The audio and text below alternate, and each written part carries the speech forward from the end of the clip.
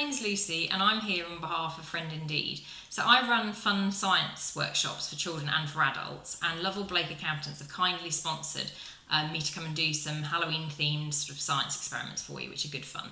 Now you should have received a brown envelope like this, which has got your balloons and the bits and pieces you need for the experiment, and there should be instructions on how to do the experiments in there, but I thought it might help if I just did a short video showing you the experiment working so you know exactly what should happen.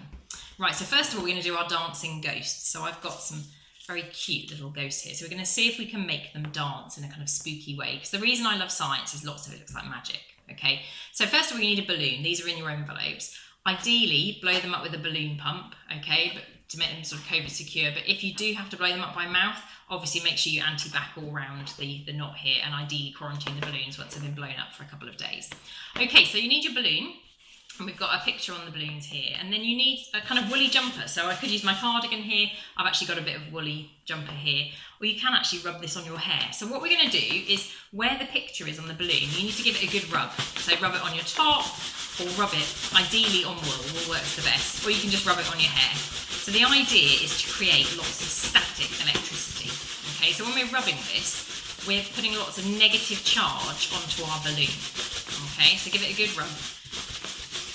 Now in science, opposites attract, so the negative charge on our balloon is hopefully going to be attracted to the positive charge on our little ghost. So give it a good rub, okay, and then get 2 or 3 of these little ghosts and put them down on a flat surface. And then what you're going to do is you're going to hold the balloon just above the ghosts. Don't touch them with it, just hold them above, and hopefully you'll see them start to dance. So hold the picture, oh, there we go, hold the picture just close to them, and the positive charge on our little ghosts is attracted to the negative charge on the balloon. We've got a stubborn one here, he doesn't want to go for some reason. So you can get a little ghost to dance around, just like that. Now if it doesn't work at first, try again, try different materials. So try it on your trousers, skirt, or try it on your hair. Hair's really good for making static, okay? So that's our dancing ghosts. I'll just put them out of the way.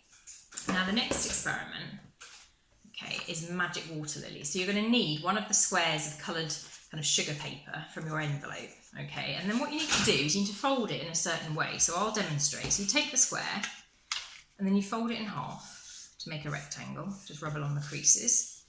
And then fold it in half again to make a square. And then when you open it out again, you should be able to see there's a cross in the middle where the folds meet like that. So then what you need to do is go around and take each corner. These are going to be the petals, and just fold them carefully towards that central cross in the middle, okay? So you work your way around. I'm just going to do it quickly. Make sure they don't overlap in the middle, okay? So these are the petals that you're folding in. So you're going to end up with something that looks like that. Now the most important thing is that once you've done that, just go round again and press really hard on these creases. So make really sharp creases there, okay? And then you just need a shallow tray or a shallow bowl. So I've got this kind of foil tray here. You could use like a brownie tin like this. Any kind of shallow roasting tray will do. And then you need some water. So you don't need much. You just need to pour a bit of water in, about 1 centimetre will be fine. Okay.